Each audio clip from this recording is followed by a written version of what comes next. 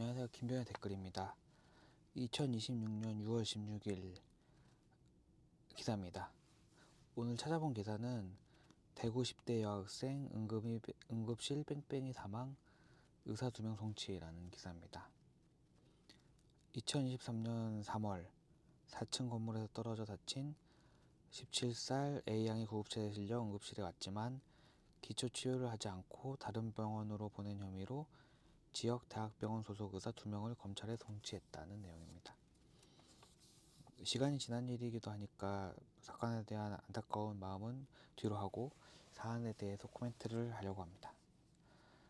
의사 입장에서는 억울하긴 하지만 처벌을 받을 수도 있다고 보입니다. 왜냐하면 일단 환자를 받은 병원이나 의사는 환자를 돌볼 책임이 생기기 때문입니다. 그래서 법적으로 보면 병원이나 의사가 잘못했다고 보입니다. 다만 병원이야 의사나 상황을 관리할 책임을 져야 하니까 억울하다 이렇게 말하기 어려운 부분이 있지만 의사의 경우는 자신이 억울하다고 생각할 수 있다고 보입니다.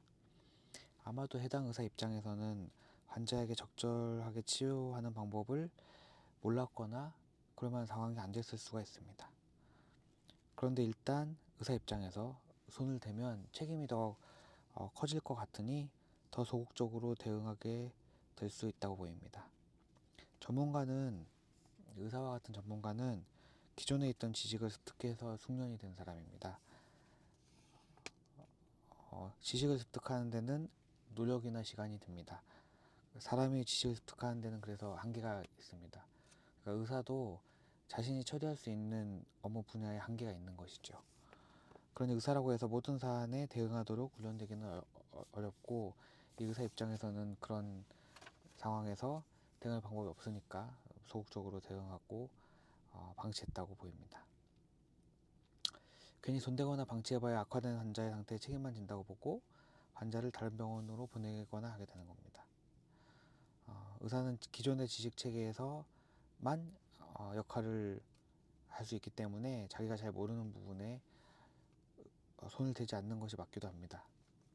회사와 같은 직장인은 본인이 알든 모르든 할 수 있든 아니든 해봤든 아니든 하는 속성이 있지만 전문가는 기존의 지식체계에서 본인이 훈련받은 안에서 일을 할 수 있게 됩니다. 의사 선생님들이 최선을 다해서 봤다면은 기존의 지식체계에서 충분히 수련을 하고 그에 부합하게 업무를 봤다면은 책임을 묻지 않아야 됩니다. 책임을 묻는 것은 너무 가혹합니다. 그런데 의사 선생님들이 최선을 다하지 않을 수 있는 거 아니냐 이런 어떤 우려를 가지고 있다는 점이 있습니다. 그런데 이 부분은 강제로 해서 해결될 부분은 아니고요. 의사 선생님들이 모두 최선을 다할 수 있도록 사명감을 부여해야 합니다. 전문가에게 사명감을 부여하는 교육과 문화가 결국 우리 사회를 발전시킬 수 있는 대안이라고 저는 생각을 합니다. 총평입니다.